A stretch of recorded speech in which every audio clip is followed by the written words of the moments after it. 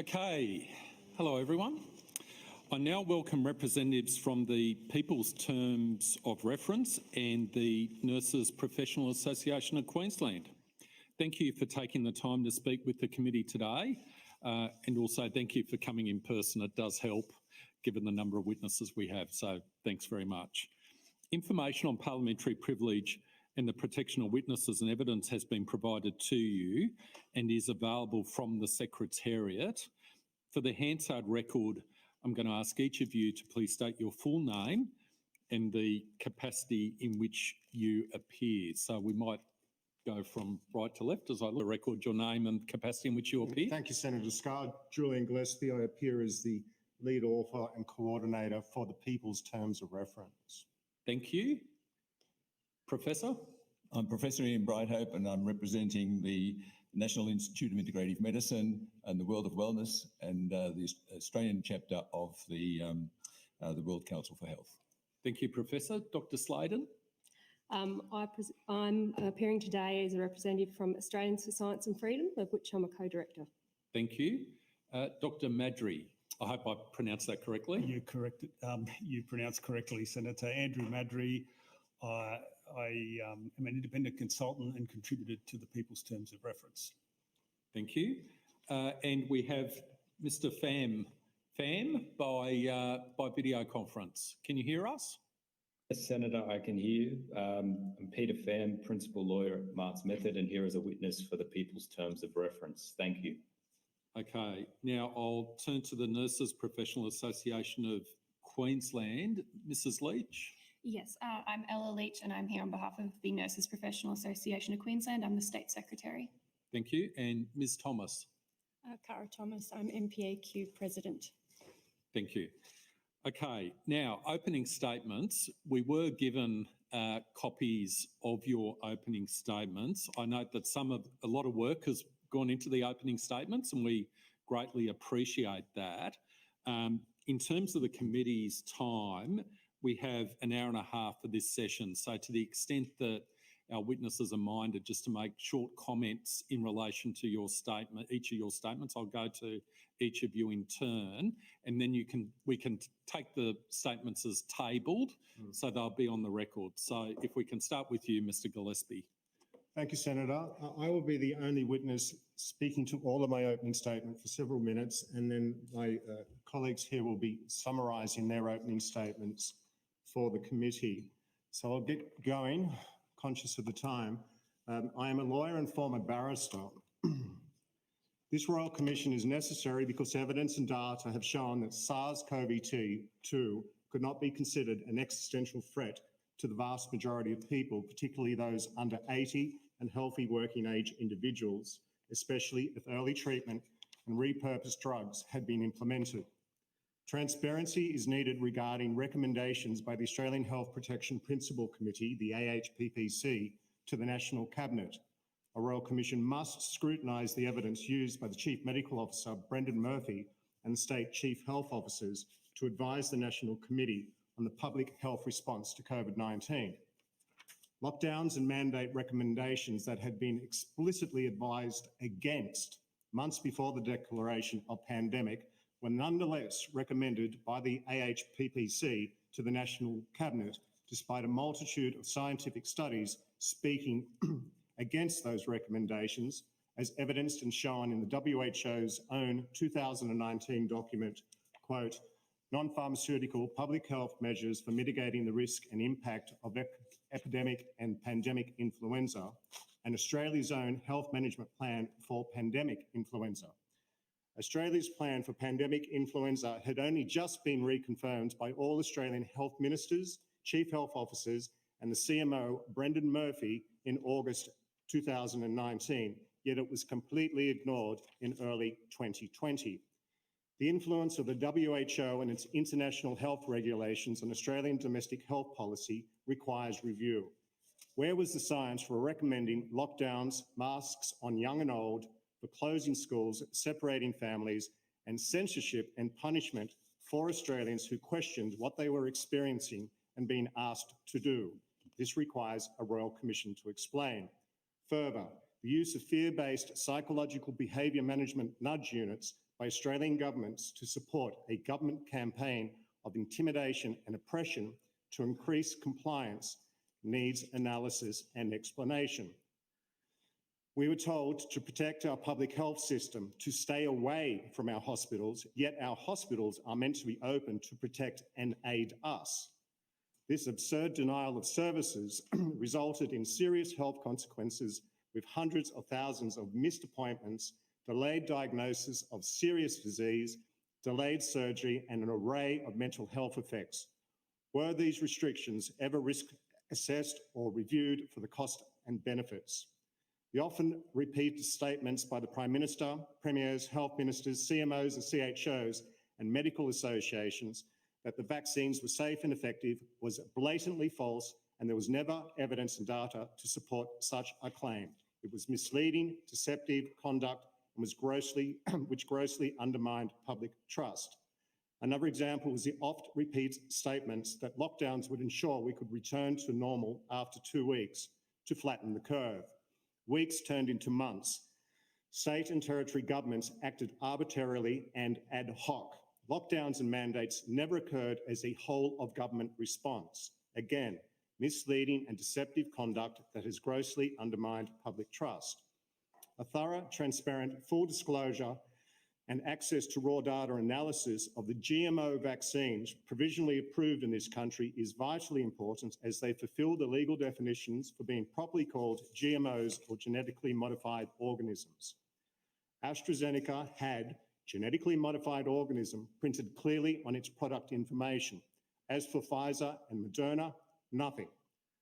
A Royal Commission needs to understand why Pfizer and Moderna were not required to obtain GMO licenses after stringent risk assessment involving public consultation as required by law, particularly in circumstances where Australia's gene technology regulator, Raj Buller, admitted in a Senate Select hearing on 26 October 2023, the Pfizer and Moderna drugs are GMOs.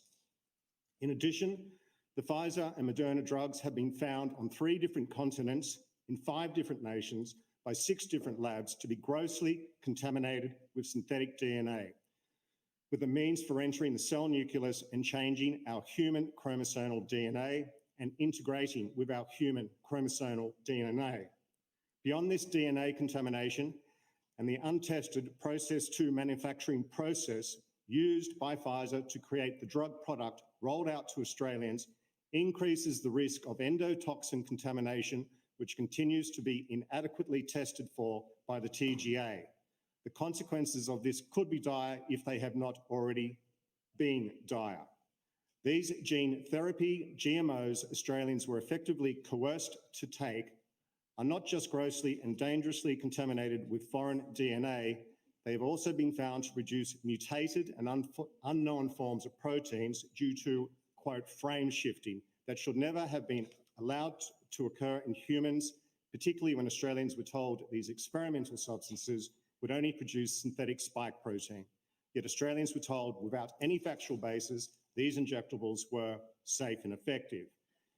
The harms of these unscientific measures can be seen for the TGA's adverse event reporting system, presently recording adverse events in the hundreds of thousands, reports of COVID-19 vaccine deaths in the thousands, and in the non-COVID related excess death Australia is witnessing, now running into the tens of thousands. It does seem that our political and medical regulatory authorities and our medical and scientific colleges and associations are ignoring all the warning signs, the decades of scientific literature, and the real data being sent to them by conscientious academics, scientists, and health professionals across the country. Australia has no choice now but to empower the most historic Royal Commission ever seen to not only provide answers about our recent past, but to acknowledge and prepare for the adverse health impacts likely to remain with Australians for generations to come. Thank you, Senator. Thank you. Over to you. Thank you. Well, my name is Ian Ernest Brighthope. I graduated in medicine and surgery from Monash University in 1974. In 1982, I co-founded the Australasian College of Nutritional and Environmental Medicine. I remained as president for the next 26 years. The college has continued to train medical practitioners in nutritional and environmental medicine to fellowship standard for the past 39 years. I'm currently the Director of Nutritional and Environmental Medicine at the National Institute of Integrative Medicine. Senator, a virus that had an infection fatality rate no worse than a severe influenza season was announced to the world in late 2019. My colleagues and I immediately recommended the routine supplementation of vitamin C, D and the mineral zinc for maximising the functionality of the immune system. When the Prime Minister of the time announced that it was a pandemic, a press release detailing the importance of going into an epidemic with a population optimised with these nutrients was distributed. I also wrote to the Prime Minister, the Health Minister, the Chief Medical Officer, the Presidents of the AMA and the RACGP and other authorities on numerous occasions to recommend that all doctors ensure that they tested and treated their patients for vitamin D insufficiency and deficiency, the most powerful protective mechanism we have. Studies have shown that vitamin D prevents coronavirus infections, prevents the complications and prevents death from viruses that cause severe acute respiratory infections. Vitamin D has been successfully used in COVID. Also, zinc is a known antiviral and essential for the optimal production of antibodies and T cells. It has been successfully used in COVID with, of course, good scientific evidence. The final nutrient, vitamin C, is antiviral and immune stimulant and the most powerful antioxidant for severely ill patients.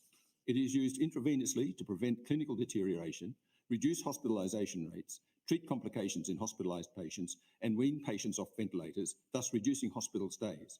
We also recommended the proven repurposed medicines hydroxychloroquine and ivermectin for early treatment. However, these were not applied in Australia. However, after many letters to the authorities, publications in the media and Zoom meetings with various ministers, my calls for prevention and early treatment were not acted upon. Had a proper CD zinc campaign with known safe and effective repurposed medicines been established, the Australian population would have achieved natural herd immunity safely, the most powerful and long-lasting protection achievable. Instead, the authorities panicked, created chaos and fear, and damaged the very essence of our society and culture. Other serious issues are the coercion to vaccinate, which continues to date, the lack of informed consent, the attacks on doctors and healthcare workers who spoke out, the very high levels of vaccination injuries and deaths, and in particular, the vaccine-induced deaths of Australian children. All powerful reasons for a broad-based Royal Commission. Thank you, Senator. Thank you. And if I can just say that Thank you, Senator. My name's again, we have your statement, but you're welcome to make some brief opening remarks. Thank you, Senator. Andrew Madry. I have a Bachelor of Science degree with honours in physics and a PhD. My career spans approximately 35 years. I specialise in areas including signal processing and data analysis. I've worked in the defence industry and medical devices. I've worked with leading clinical researchers. I've written software to analyse electrical signals in the heart. I've been involved in clinical trials and providing documentation for regulatory approval. I've been an independent consultant for over 20 years. I've had a long-standing interest in healthcare in Australia, and I lead a working group in a professional systems society in this area. I took a keen interest in contributing to the COVID response once from the get-go, and I participated in various volunteer groups right from the start when very little was known. What became apparent to me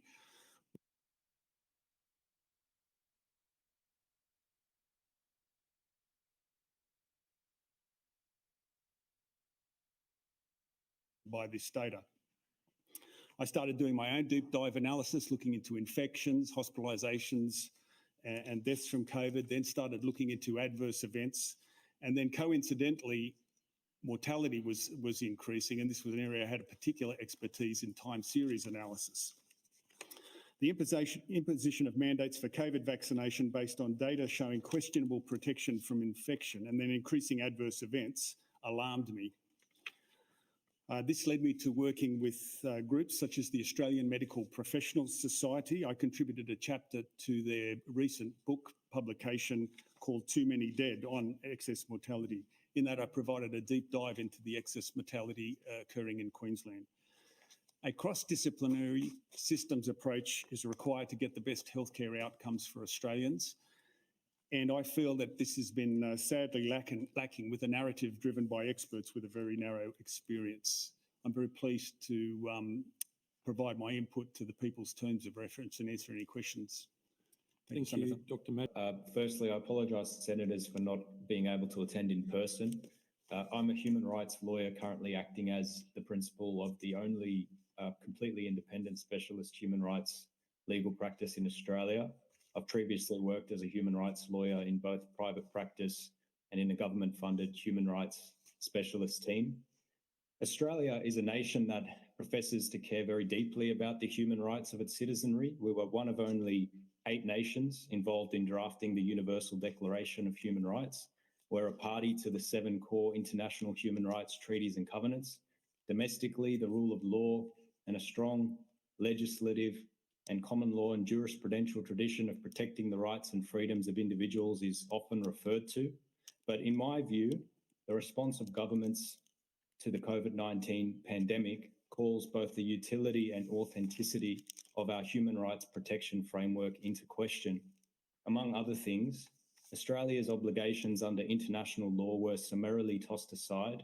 The Australian Human Rights Commission ignored its statutory function and dismissed the tens of thousands of Australians beseeching them to perform it. The rights that are enshrined in our domestic statutes, such as the right to provide fully informed consent, the right not to be discriminated against, and the right to privacy, were all bypassed at scale. Doctors and medical professionals were barred from applying their own professional judgment and performing their necessary ethical and legal duty by an overzealous regulator acting outside the scope of its power, and central tenets of our legal system, such as the separation of powers and the rule of law, were damaged. Now we're met with the outcome of that, which is that Australian citizens no longer trust the medical system, no longer trust the legal system, and no longer trust the political system to protect them when it counts. And this is because those systems did not protect them when it counted.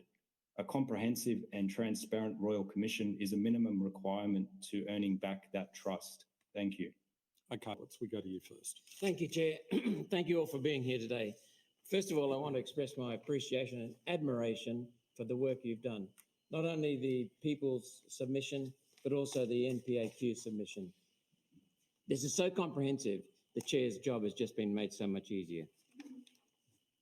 I want to also acknowledge your bravery, your integrity, and the personal cost that you have paid over the last 4 years in terms of professional costs, financial costs, and social costs.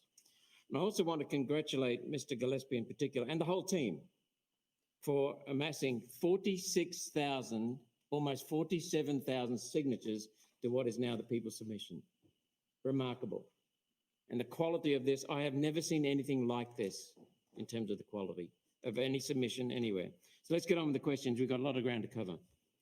Professor Brighthope, in respect of the submission and in particular index reference A, can you please inform the committee whether epidemiological studies were undertaken from early 2020 and afterwards to support the notion that SARS-CoV-2 represented an existential threat to Australians beyond anything we had experienced, sufficient to warrant calling SARS-CoV-2 a global pandemic? Thank you, Senator. There were many epidemiological studies performed in 2020, 2021 and 2022. There were no serious threat that was passed to Australians from COVID. No serious threat. The epidemiological studies were backed by Professor John Ioannidis, a world expert, as well in October of 2020. I think every senator should read it, and that is the Great Barrington Declaration, in which the top people from Oxford, Stanford University and Harvard University stated that the lockdowns, the masking, the closure of schools, everything related to COVID that was negative was not going to be very effective at all. So as far as I'm concerned and my teams are concerned, the COVID was more like a bad flu, and the lockdowns were totally unnecessary, and epidemiological studies actually proven that. My other concern is that the authorities denied the public proper information with regard to the instructions coming from our authorities, as well as the World Health Organization and other organizations around the world, that there was absolutely no area of prevention or early treatment inculcated into the recommendations. And this is a gross deficiency within our health system. Our healthcare system, as far as we're concerned, has been pirated by the medical system, and the medical system has been hijacked by Big Pharma. So there's very little real health delivered in our healthcare system, and that's part of the systematic problem within this country and many other Western countries as well, that we do not have a system in which people are made healthy by their medical practitioners. They're treated as if, well, doctors are trained to think and act in terms of disease and diagnosis and treatment with a drug. We very rarely examine the underlying causes of patients' problems. So when it comes to epidemiological studies, that's fine. We need to know the epidemiology of a particular virus or particular infection. But more importantly, we need to go into epidemics with a population that is healthy or healthier than they have been in the past, so that we can avoid the catastrophe that's occurred with COVID. Thank you very much. And you've covered a lot of ground in a short time. If there's anything else you'd like to submit to back up that with a question or notice and answers to that, let me know. I'll submit it to the committee, please. Thank you, Senator. It's a very long answer, and I'd be very grateful for putting it in writing on notice. Dr. Sladden, in respect of your submission, and in particular index reference AA, can you please inform the committee whether adverse event reporting in terms of side effects and deaths increased significantly or not after the introduction of COVID-19 vaccines in this country and around the world? Thank you, Senator Roberts, for the question. Yes, adverse events reports in this country, including serious side effects and deaths, has significantly increased since the introduction of the vaccines. Currently, there have been over 139,000 adverse event reports made to the TGA's passive surveillance system, the database of adverse event notifications, including 1,010 deaths. Now, it would be important here to, the TGA makes clear that a report does not necessarily mean that there has been a causal link, but it is important for people to understand that all correlation events start with, all causality events start with correlation, sorry. There have been more adverse event reports for all other vaccines combined in the last 50 years. So more adverse events for these injections than all other vaccines combined in the last 50 years on that system. And the adverse event reports for the COVID injections account for 20% of all reports for all medicines on the DAEN system. There is a significant underreporting factor which has been widely recognised in the medical literature. Conservatively, this is around 10 to 1, but rates have been estimated as high as 100-fold under-reporting factor. Even for well-recognised adverse events with medications, there is still a 4-fold under-reporting factor. So we can pretty much guarantee that there is an under-reporting factor associated with these injections. Now, as I mentioned, the TGA's reporting system is a passive surveillance system. Comparatively, the AusVac Safety system, which is an active system, received 2.8 million adverse event reports in this country to January 2023 from 6.3 million surveys. And if you want to have a look specifically at Australian data, just take a look at the Western Australian Vaccine Surveillance Report 2022, which showed that there was a significant spike and reporting increased by 24 times per 100,000 doses of the vaccination. This, in the report, was cited as an exponential increase. Now, Senator, the answer is quite long and detailed, and so I would ask, can I please provide the rest of my answer in writing and on notice? I'm sure the committee would welcome that. Thank you very much. We would welcome that. And can Thank you. Dr. Madry, in respect of your submission, and in particular index reference V, can you please inform the committee whether Australian governments were transparent and provided reliable and timely public access to data scientists like yourself to COVID-19 infection or mortality statistics by vaccination status, and whether that data was being accurately used for the assessment of cases, hospitalisations and deaths due to COVID-19? Thank you, Senator. The answer to that question depends across agency in Australia.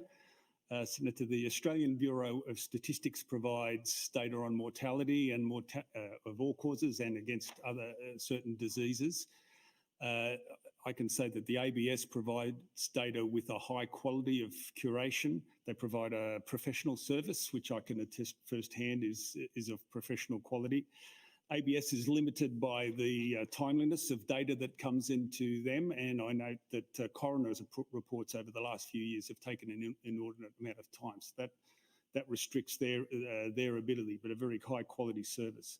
However, I can't say the same for other agencies in Australia, and that's the state health departments and the TGA.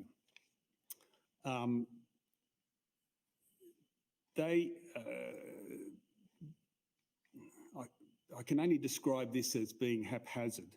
New South Wales Health provided the most granular data during the pandemic. They provided data of vaccination status against infections, hospitalisations and death. However, the problem with it was that the categorisation started changing. They were categorising people with no dose, then with as one dose, and then unknown dose, and joining together, then under-vaccinated. And this failure to categorise data properly makes it very difficult for analysts such as myself. Towards the end of 2021, it became apparent from the data in New South Wales that people who were vaccinated had a higher rate of infection than people who were unvaccinated. Now, I note that this is observational data and that has limitation, but the same thing was going around the world, and there's even recent published data that's saying the same thing. So it wasn't a pandemic of the unvaccinated, but then the department shut down this reporting. Then it became, at the end of 2022, it looked like all the hospitalisations were of vaccinated people. Then that data was shut down. For other states, the information was more restricted. In Queensland, a group called the Doctors Against Mandates took the Queensland Chief Health Officer to court, and they uncovered other information such as similar statistics on infection rates against vaccination. There was also issues of the status of COVID in different people. There was a case where a young man who was killed in a car crash was temporarily classified as COVID. And that also goes to the ICD-10 codes for COVID. And that's part of the reference that you've reference V that you've provided there. It's a very detailed answer to go into all that. And if possible, Senator, I'd like to give my answer on notice in writing. Thank you. We'd welcome that, Mr. Madry, Dr. Madry. Mr. Pham, in respect of your submission, and in particular Index Reference D, can you please inform the committee whether, in your view, Australian governments need to answer for any human rights violation during 2020 into 2023, and whether Australian governments failed to observe the Nuremberg Code during the same period? Yes, Senator. In particular, there are an array of human rights protections under the covenants, and particularly the International Covenant on Civil and Political Rights, and yes, the Nuremberg Code, which have been blatantly breached. For example, Part 3, Article 7 of the ICCPR states that nobody shall be subjected to medical or scientific experimentation absent their fully informed and free consent. That's a non-derogable article with no exceptions attached to it. With respect to those rights enshrined in our domestic law, the Australian Human Rights Commission Act empowers and obligates the Australian Human Rights Commission to, quote, inquire into any act or practice, including any systemic practice that may constitute discrimination, including on the basis of medical record. And despite state and territory governments and private companies discriminating en masse against people who opted against undergoing vaccination, the Human Rights Commission did not act. The Privacy Act contains strict boundaries on the collection, storage and use of a person's private information. That was ignored and bypassed at large scale. There are so many examples, Senator.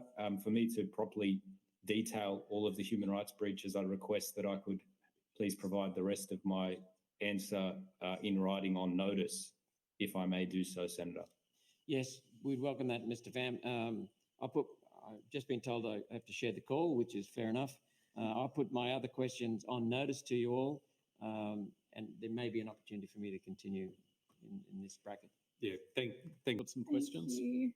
Thanks very much, Chair. I just have some questions that were a bit hard to understand, I think, from the submissions.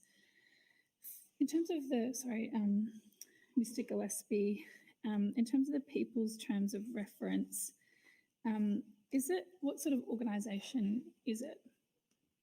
It's the organisation of the individuals you see as co-authors on pages 2 and 3. So we're not a PTY Ltd.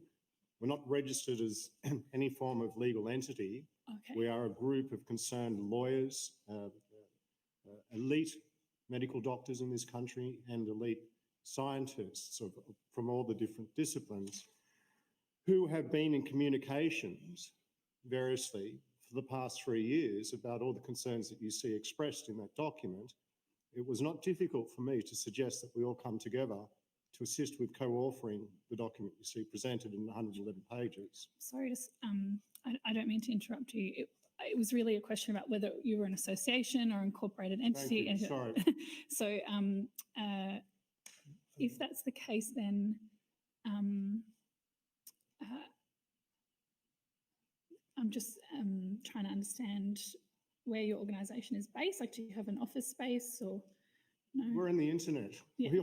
We're on the telephone. We communicate and by whatever means we choose to on an individual one-to-one basis. So we haven't got a constitution behind us or any governing rules as such. Understood. That's fine. I wanted to understand what the association was with the Red Union Support Hub. You said you live on the internet. You do have a petition, I think, or a page. Yes, thank you. I understand your question. Personally and professionally, many of the co-authors have known personally and professionally the leadership team of the Australian Medical Professionals Society. When I finished drafting the terms of reference with Peter Pham and Katie Ashley Copens, we shared those with Cara Thomas, the Secretary of AMS, and we said we need to really share this and get as many co-signatories and support that we possibly can in any other organisations. AMS just very kindly became a collaborating organisation, and there is a web link at the end of page 3 where you'll see that landing page. We were joined by another 30 odd, I believe, organisations as a collaborative effort to inform the memberships of all those other organisations and inform the public if they wish to become co-signatories.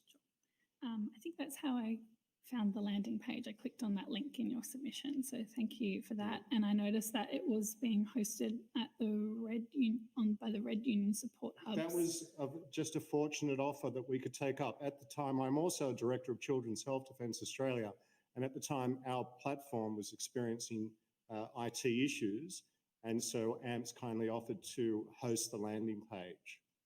Sure. Okay, thank you. Have you had an opportunity personally or as a collective to make submission to the Commonwealth Government's COVID-19 response inquiry? I can inform you that many many co-authors appearing on pages 2 and 3 individually submitted to the PM's inquiry. Okay. But no such organisational effort as you see with the People's Terms of Reference was undertaken for that task, because many of the co-signatories appearing on our Terms of Reference believe that the Prime Minister's inquiry is not really going to answer the questions that need to be answered. Okay. I've asked other witnesses this. Maybe it is a little difficult given maybe some individuals have or haven't, but maybe even on a personal basis, if you could provide a list of other inquiries that you might have made submissions to, that would be helpful to understand. Please allow me to take that on notice, because that list is quite substantial. Thank So you. if I could, sorry, if I could just to be clear, I think what you're asking, Senator Green, is if all the witnesses could potentially take that on notice. I think the witnesses that are appearing, but mainly Mr. Gillespie, I think, is Okay, that's fine. as the spokesperson. Okay, thank you. And just in terms of the NPAQ, Ms. Thomas, what's your position now? Because I think I saw that you were previously with is it the Australian, one of the other organisations on the Red Union Hub? I'm currently the Secretary of the Australian Medical Professionals Society and President of the NPAQ. Oh, it's like a dual role. Okay, so Secretary of... Ms. Thomas, if you could speak into the microphone. Okay, Sorry, you've got a very soft voice. Sorry. So Secretary of the Australian, we didn't hear you. Hanside's going to need to get that. Cara Thomas, I'm also the Secretary of the Australian Medical Professional Society. Okay. And those two organisations are also on the Red Union Hub, based in the same office? Yeah, understood. Sorry for the Hansard, can you? Yes. Hansard doesn't pick up nodding. So, yes. Yeah. So based in the same office, along with, assuming the Teachers Professional Association of Queensland That's correct. as well. Yeah, okay, understood. And I think in the opening statement, Ms. Leach, you said you referred to the numbers of members. How many members do you have in Queensland? We have 10,000 nurses in Queensland. Over 10,000 nurses are members in Queensland. That are registered members of your organisation? Yes. And how does someone become a member of your organisation? They navigate to our website or we speak to them in person and they decide to sign up with us. Okay, so they have to like fill out a form. Yes, yes. Okay. It's a paying membership. Okay, understood. And in terms of your role, when did you start? Do you work for, what sort of role is yours? Is it just honorary or is it? No, I'm employed by Red Union Support Hub. Oh, you're, okay. When did you start with them? February last year, I stepped into the secretary role. Okay, February 2023. 23. I'm getting lost. That's all Losing right. track of the years. Okay, that's helpful.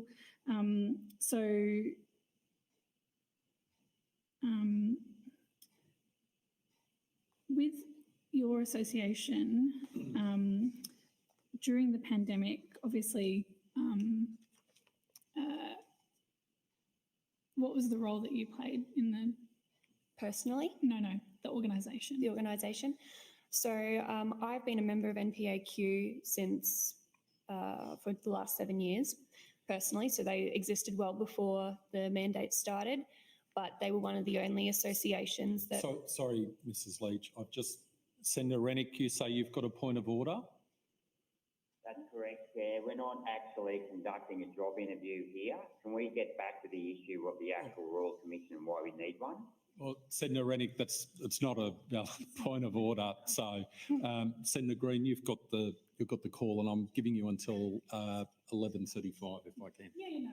And for Senator Rennick's information, I just wanted to understand what period of time Ms. Leach could speak to. So that's helpful. Thank you. Yep. During the pandemic. Yes, so they were one of the only associations that actually took on these mandate cases. The other unions left their members out to dry, basically. Sure. So we had a lot of people turning to us, but we already had members before that. The MPAQ is not a registered union, though. No, it's not. It's a It's not professional an- association. Yeah, understood. Okay. I might leave it there, Chair. I might have some other questions on notice. Thank you, Deputy Chair. Senator Antic, are you there? Can you hear us? I'm here, thank you, Chair. Okay, you've got the call for, if I can give you 10 minutes, and then it'll be Senator Shoebridge, and then I have some questions, and we'll see if we've got any time after that. So, Senator Antic, over to you.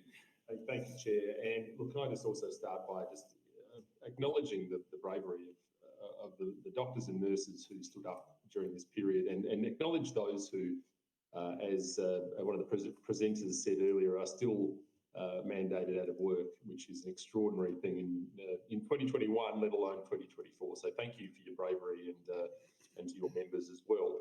But I'm interested in, and I perhaps would direct this question perhaps to Dr. Sladden or maybe Mr. Gillespie, who might be well placed to answer it. But I'm interested in some of the commentary that's been placed around the period of time known as COVID and what it did to public confidence in the institutions, in the medical industry and in the pharmaceutical industry as well. And whether or not the perception that I hear when I speak to people and that I see reported that the COVID period and the manner in which it was approached by some of those bodies has perhaps, and hopefully not, but certainly in the short term damaged beyond repair the perception and the trust that people have in those institutions, and whether or not they think that a Royal Commission would go a long way into repairing some of the trust that has been lost and damaged during that period by the response. Who'd like to take that? I'll take that question. Dr. Sladen. It's Dr. Sladen. Thank you, Senator Antic, for the question.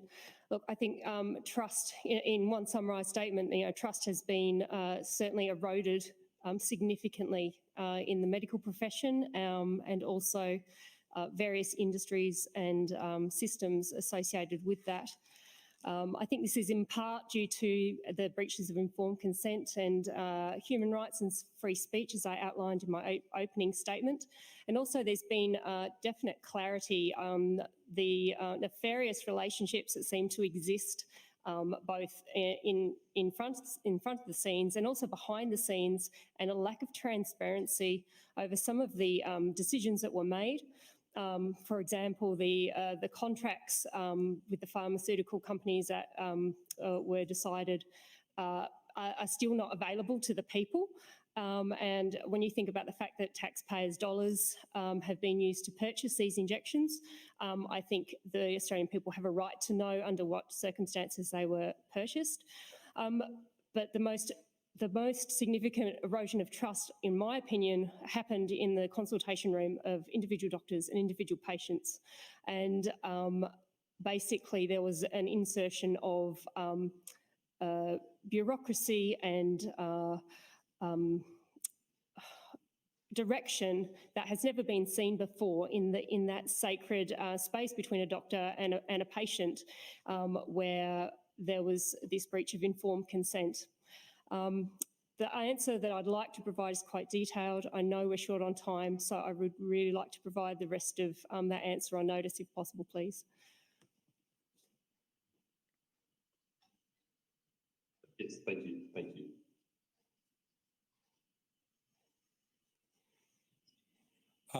Sorry, anything else, Senator Antic?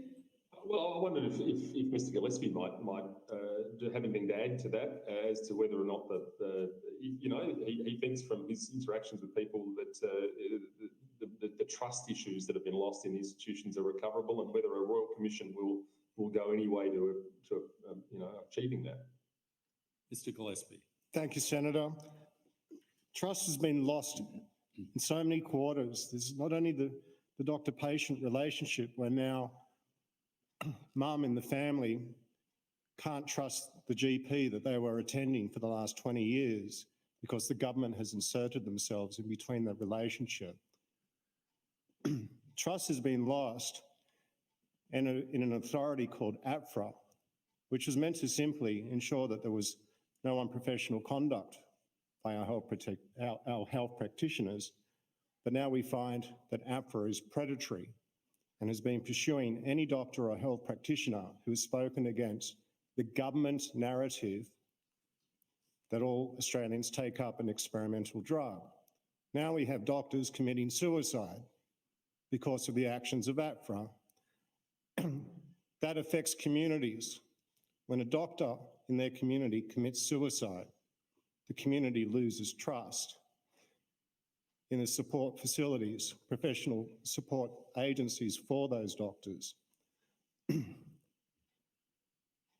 We watched endlessly, at least in New South Wales, but I'm quite assured it occurred in every other state in the country, premiers, politicians without any medical qualifications come out and assure a public that a new experimental drug, hot off 6 months of clinical trials, was safe and effective.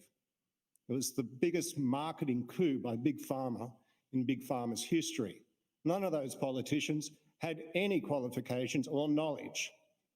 And now, across the country, every person here is fielding calls every second day from vaccine injured or families of deceased from these vaccines. They're not vaccines, they never were vaccines. They're gene therapies. They contain GMOs. The country was not informed.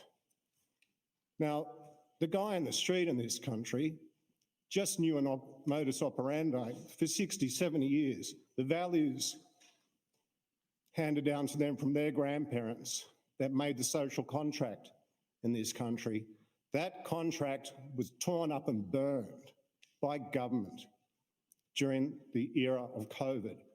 So trust, there's a lot of trust to be earned back here, and it's only going to occur once we get a royal commission having the bad actors admit that they did wrong.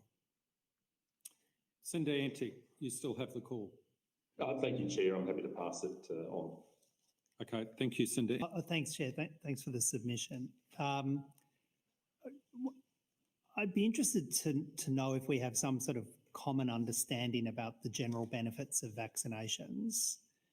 Do you accept the enormous public health outcomes from vaccinations for example, polio, measles, tetanus, and influenza? Do you accept that there are huge public health benefits from vaccinations for, we'll start with those four diseases? Senator, if I could just step in here. So just, Julian Gillespie here to answer, if you don't mind. Every person in this room is going to have a different opinion on how that question is best answered. Well, I'm asking the unincorporated association. You come here as an unincorporated association, so that's a matter of your structure. So I'm putting it to the whole panel, and I'm not asking you to answer. If you can't answer on behalf of the whole panel, I'm putting it to the whole panel.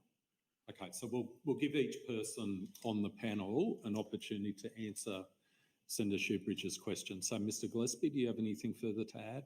I will lead out and say that we had pre-existing technology for the production and manufacture of vaccines in this country prior to COVID, which involved time-tested techniques for safety and efficacy. And we never saw the types of injury and mortality rates like we saw with the so-called COVID-19 vaccines, which introduced an entirely new and novel technology. So is that a yes? You accept the No, I do enormous not, public because health polio benefits for introduced polio, SV40 measles, sequences Sorry, and if we provided can just- the community with Senator Shoebridge, cancer. Sorry? We need to, please, everyone needs to be, including myself, needs to be mindful of Hansard. So we need a separation between questions and answers. So if we can... Yeah. So I suppose, Chair, my issue was I asked the question and I was trying to direct the answer back to the question. Is for the vaccinations that have been for polio, measles, tetanus, and flu, do you accept the enormous public health benefits of those vaccinations? As a director of Children's Health Defence Australia, I do not accept the benefit that you're alluding to. All right. What about the rest of the panel? Okay, so we'll go through in order. Professor Brighthope, do you have anything to contribute? Look, my answer will be quite detailed. Could I please put it on notice in writing? Of course you can. Dr. Sladden? Yeah, Dr. Julie Sladden. I would like to say that what I hear you asking, Senator Shoebridge, and please correct me if I'm wrong, you're asking whether I personally accept vaccinations up until this point have been seen to provide enormous public health benefit. Is that correct? Well, I'm asking the question I asked. Do you accept the enormous public health benefits from vaccinations for polio, measles, tetanus, and flu? Do you accept that as a starting premise?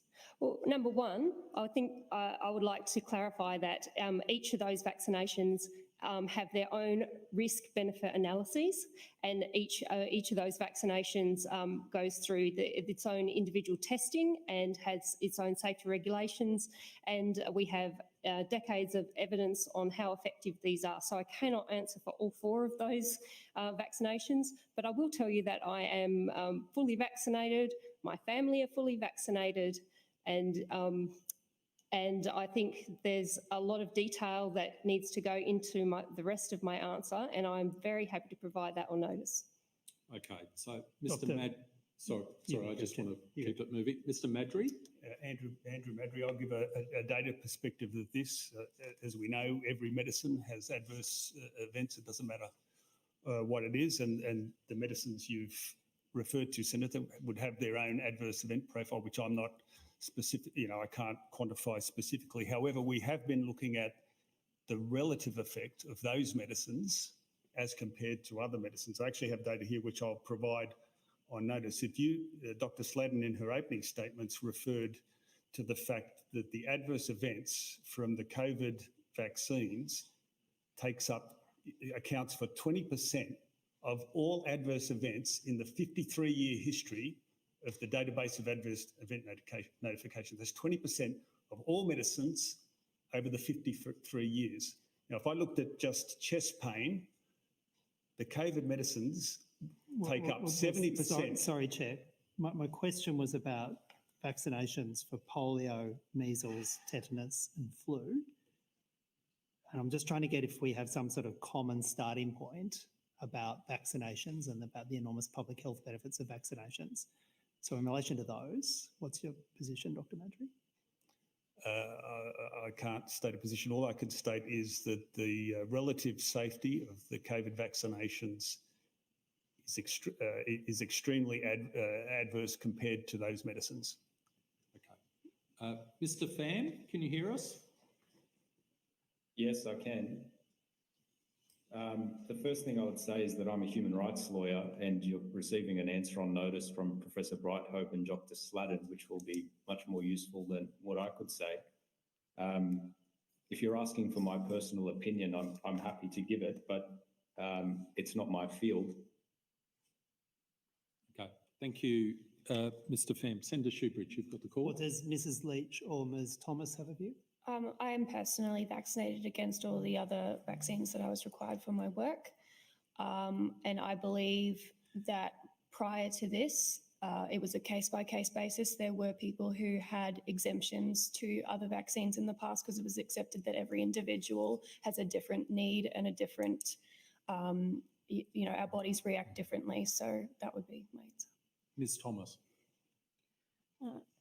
I, like Ella, am vaccinated for also, and we're here to discuss the COVID terms of reference.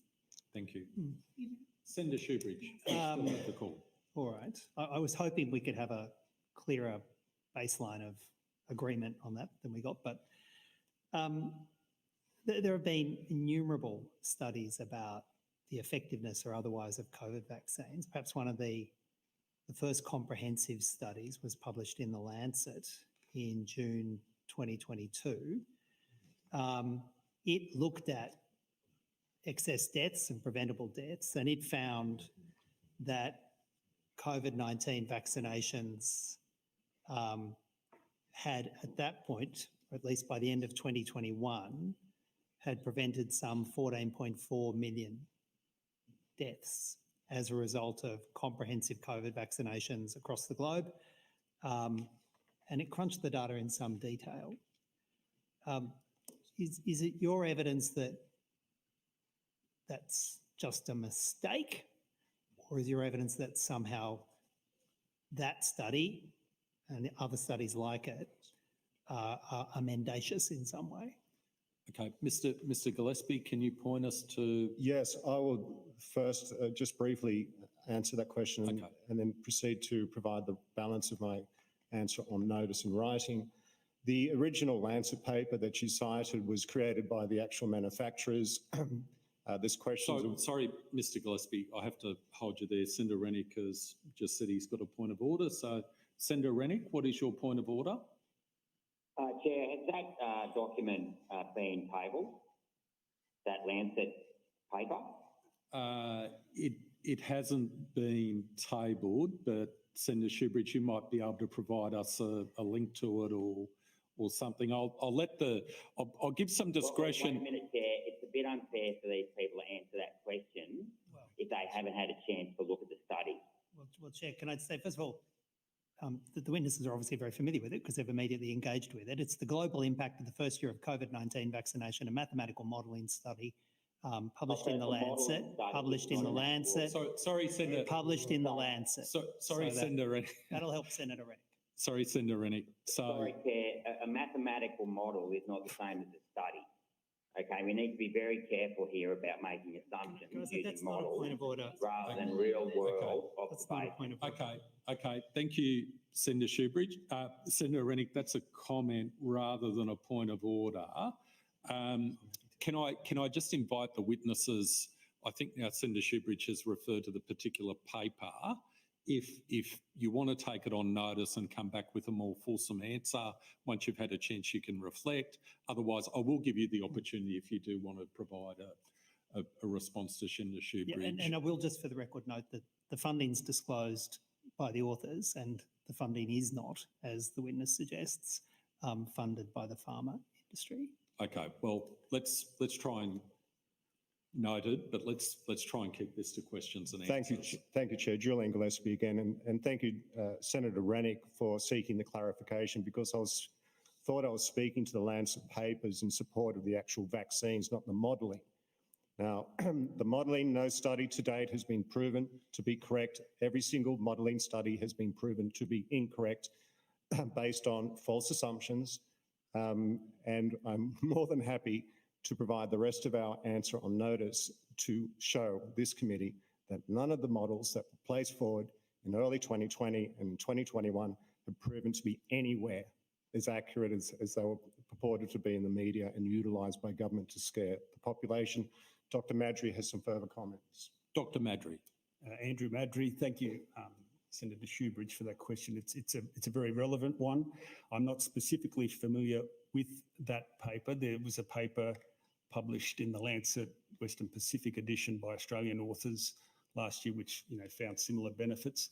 What I can say is that there have only been one set of randomised controlled trials, which are the gold standard, and they were the original manufacturer trials from Pfizer and Moderna, and those trials weren't powered to detect improvements in benefits from death or hospitalisation. They only dealt with infection, and so they didn't prove that.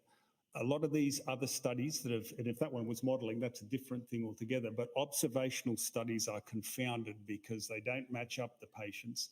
And the way it turns out that is, people that take more vaccinations tend to be different to those who don't in terms of their health outcomes. The Australian study by Liu and colleagues that in the Lancet last year found benefits of hospitalisation and death from COVID vaccination and more boosters. However, that study also showed an all-cause mortality benefit. So the people who took more COVID vaccines somehow lived longer. It also showed a benefit against cancer. So that was clearly ridiculous if you look at the broader scope. And it's a common thing that happens in observational studies because the people that take more vaccinations, they have a different health profile to those who don't. 80-year-olds who don't take vaccination could be close to death. And so many of these studies are confounded. And we'd be very happy to provide a detailed analysis of papers such as that and others to show this. But I go back, the only studies that have been done in randomised controlled trials are the original manufacturer's trials, which is Mr. Gillespie has just said had a very short period of follow-up. Okay. So it's a very good question. So Dr. Madry, please feel free to take it on notice. Thank you, Senator. And provide further information. Senator Shoebridge, last question. I have to share the call. Well, you see, I could start there, but I could point to study after study that shows enormous public health benefits from the vaccine rollouts that happen globally. Is it your position that those studies are all just in error?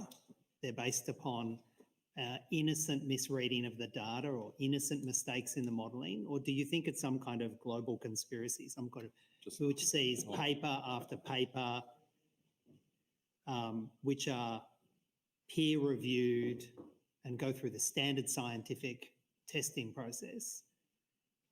Do you think it's part of some sort of broader conspiracy, or do you think it's just thousands and thousands of innocent mistakes? What's your position? Senator Shoebridge, if I can, I am going to give the witnesses an opportunity to answer the question. If I can ask, I suspect it would be helpful for the witnesses if you could provide them with the particular studies you're referring to so that they have an opportunity to take that on. Sorry, let me finish. So they have an opportunity to take that on notice and give you particular responses.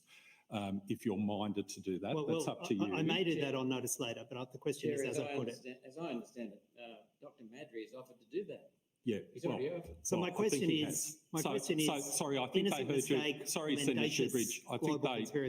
I think they heard your question, yeah. Senator Shoebridge. So, Dr. Madry, do you want to provide an answer? I'll just give a very brief answer. I understand, Senator, you're saying is this a conspiracy? I can say from experience, it's very easy to be mistaken by data. I mean, in terms of all the deaths that occur, the COVID deaths are only a percentage. We're talking, less than percentages, and in all those studies, none provide the raw data that allows independent scrutiny, and that's the issue. If we had the data, the raw data, which was anonymised, we could do the analysis and prove it. But unfortunately, none of those studies provide the raw data that would allow independent consultants and analysts, doctors, to confirm those reports. Mr Gillespie, I know you'd like to say something else, but if I can ask you to put it on notice, I do need to move on. I've got some questions I do want to ask Mrs Leach, and Senator Rennick has advised me. Nobody else has an answer to my question. Well, if they do, if I could ask them to put it on notice, because I do need to move on. Senator Shoebridge, we've got limited time. I have some questions I want to ask to Mrs Leach, so if I could do that. Please feel free to provide further answers on notice. Mrs. Chair, sorry, we have another 34 minutes. I think we could at least get an answer. Sorry, we have another 20 minutes. Could we at least get an answer from? If anyone else Chair, wants to say. just very quickly, we invite Senator Shoebridge to provide the list of his studies so we can speak against each one of them in turn and show you where they're wrong. Just for the record, that's not an answer. Well, Senator Shoebridge, you can't dictate, you can ask the questions, but you can't dictate to the No, I witness how they agree, answer but them. you could at least engage with the question. Respectfully, Senator, you mentioned a list of the hundreds of studies, and you expect us to provide you with a detailed response to unidentified studies? Well, Mr Gillespie, our process doesn't permit witnesses to ask questions of the senators, It's unfortunate, however relevant they may be. So I will move. Dr Madry, last point before we move on. Andrew Madry, Senator, some of those studies that, showed the huge benefits may have occurred in 2021 and, for the Wuhan strain of the virus. 2024 is a very different year. Peer-reviewed studies that came out just last week are showing no statistical improvement from boosters for people who've been previously infected. So most of the population's been infected. Ms Leach sort of talked about nurses are still being stood down. The evidence at the moment is that vaccination is a completely different proposition 2024 to what it was in 2021. So that's the other subtlety to the answer. Okay, thank you, Dr Madry, and thank you everyone for your patience there. Mrs Leach, I've got some questions for you if I could, and I've read your opening statement which you tabled, and I just want to delve down into some of the issues. You say on page 2, a nurse of 19 years was terminated 2 days ago. Correct. Are you saying that this nurse of 19 years ago was terminated 2 days ago in relation to a failure to comply with a vaccine directive that was issued more than 2 years ago? Correct. So the mandate dropped in Queensland on the 25th of September. The Health Minister said that... Sorry, which year? We need to be clear. 2023, so last year. It was revoked, and while it was being reviewed, they continued terminating nurses, and immediately after it dropped, it continued. There's been probably up to 100 who I know of personally who have been terminated since then, and this nurse was, yes, 2 days ago. But sorry, so that's, you referred to when the mandate was lifted in 2023. What I'm trying to get to the bottom of is, was this nurse that you've referred to terminated for failing to comply with the directive in 2021? Yes, for failing to follow a reasonable direction. So it's semantics now. The government will say that it's not because they didn't get vaccinated, it's because they didn't follow a reasonable direction. So she is now considered insubordinate. But I'm trying to understand, more than over 2 years have passed since from the employer's perspective, there was a failure to follow the reasonable directive, but termination hasn't occurred. Action wasn't taken on that alleged breach of an employment contract until more than 2 years later. Is that what you're saying? Yes, and I have experienced this myself. So I was stood- Sorry, well, I'm going to ask you to share your personal experience, as I have asked other witnesses earlier today. But has this been raised with the employer, the appropriateness of actually terminating someone for something that occurred more than 2 years ago? So you have a situation where this is hanging over an employee's head for more than 2 years. Has this been raised in front of industrial relations commissions or courts as to whether or not this is appropriate or even reasonable or valid? I'm unsure about the period of time. I have personally put in a public service appeal, an unfair dismissal based on my termination, which happened on January 3rd. I was stood down in 2021. So sorry, well, let's turn to can you just provide us a timeline in terms of your own personal experience with respect to the key events? I think you understand the chain of questioning I'm asking in relation to the time that's passed and what happened. Yes. So I worked at Queensland Children's Hospital for 4 years. Paediatrics is considered a specialty. I was stood down on very short notice in 2021, along with thousands of other nurses. So when in 2021 were you stood down? So it was complicated. They initially wanted to stand us down at the end of September 2021, but if you had applied for any form of exemption, they, on very short notice, said, actually, you can work for another month. So as you can imagine, it was a very stressful time for people having no clarity on what was happening. I turned up for my last day of work with no clarity on what was happening with my employment, just that I was not able to return to work from that day forward. And basically, I've received 3 threat of termination letters over 2 years. Even though I've responded to each of them differently, I have not had any, I don't believe, appropriate response to my responses. My final one, so they have staggered these terminations over the 2 years. Some people were terminated on Christmas Eve in 2021, and then they were firing people in Christmas week 2023. So I don't understand. There's no method to the madness, and I've seen in my role, the same hospital will fire nurses at different rates in that same area. No one is treated the same. So when it would be helpful on notice if you can just provide a bit of a chronology. Yes, absolutely. With respect to particular events in particular cases. But when were you terminated? 3rd of January this year. So, sorry, just want to get this clear for the record. You were terminated 3rd January 2024. Yes. In relation to an alleged failure to follow reasonable direction in September 2021. Yes. Is that correct? Correct. Yes. So more than nearly 2.5 years after the event. Yes.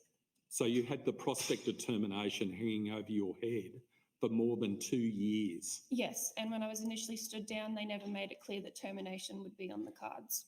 So how did it crystallise in January 2024 that you happened to be terminated more than 2 years after they the have event? They have to review your disciplinary matter every 6 months, I believe. So mine had actually come up for review, and they'd extended me to be stood down without pay, which is ridiculous when we are in the middle of a critical workforce shortage. They have still got nurses stood down without pay who could return to work. They reviewed it, extended my suspension until March 2024, but then I received a show cause letter shortly after applying for maternity leave, which was not connected, but they did approve maternity leave for me, and they fired me 3 weeks later. Sorry to interrupt. Mm-hmm. So you'd been stood down, you hadn't been terminated for an event that had happened in September 2021. Yes. You applied for maternity leave when? I applied for maternity leave on the 2nd of November of 2023. So more than 2 years after you'd been stood down. Yes. And then you were terminated after you applied for maternity leave, though you say you don't think the two were I cannot connected. say that they are connected, but they did, at a hospital level, they said they couldn't deal with the matter. They escalated it to the Department of Health. The Department of Health approved my maternity leave, and then they terminated me after 3 weeks, I believe. Sorry. So you stood down more than 2 years after the directions given which formed the basis of your termination in January 2024, and no action was taken to terminate you on the basis of that directive, up to the point in time when you applied for maternity leave in 2023, you're saying your maternity leave was then approved? Yes, And then you were terminated after the maternity leave was approved? yes. So I was technically on my own leave when they terminated me. Okay, if you could provide a chronology, Yes, I will. I'll find that helpful. And if you've got other case studies of those chronologies, I mean, just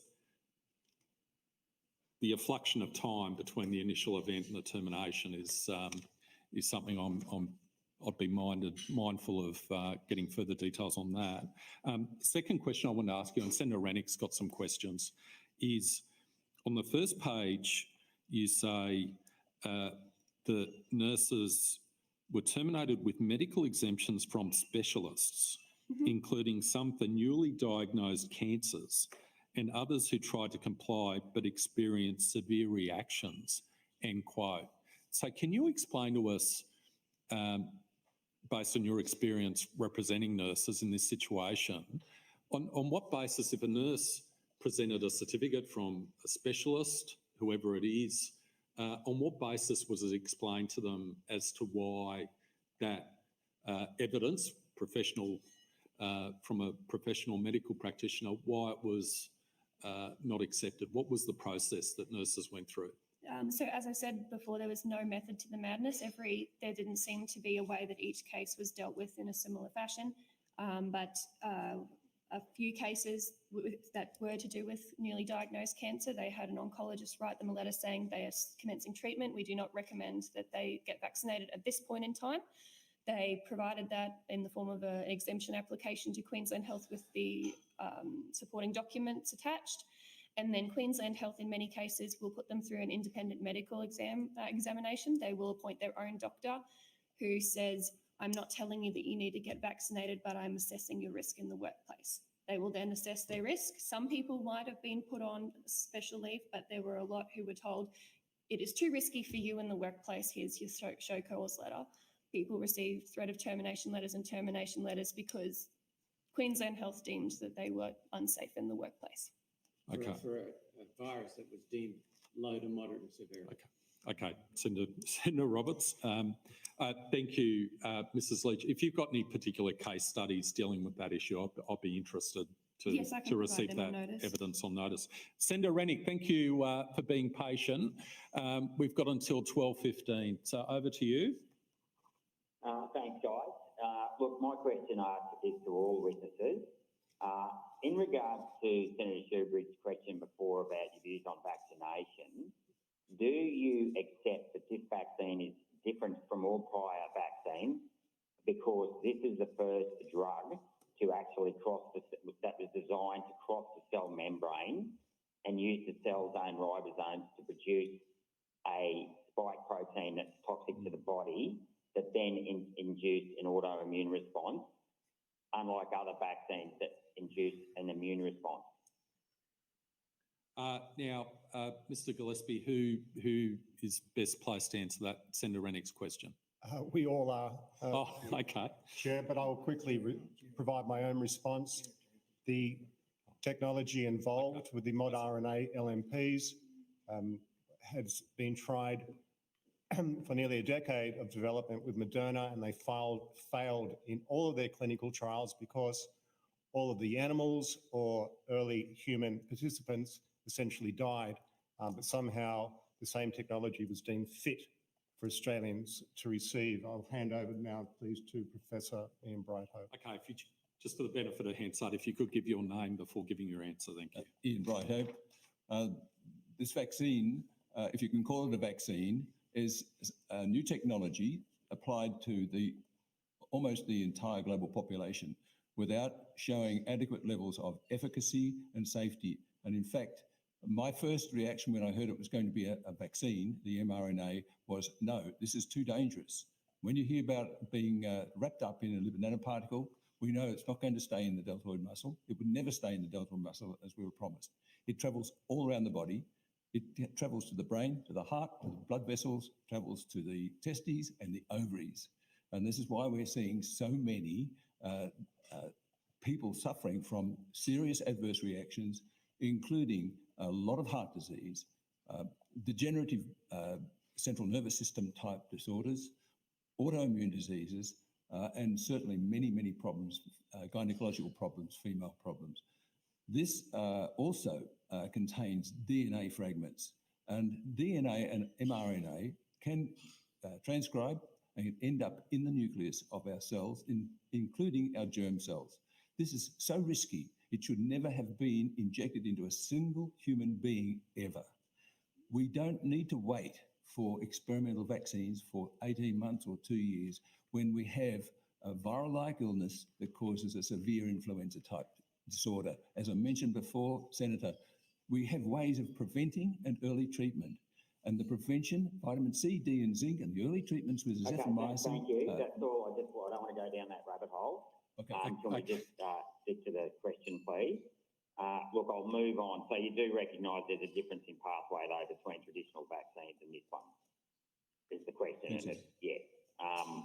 So just in regards to, I know Senator Shoebridge quoted a mathematical model that was funded by the Bill and Melinda Gates Foundation and the Garvey Institute.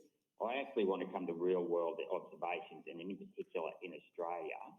Are you aware that the number of deaths in Australia jumped from 162,000 to 172,000 in 2021?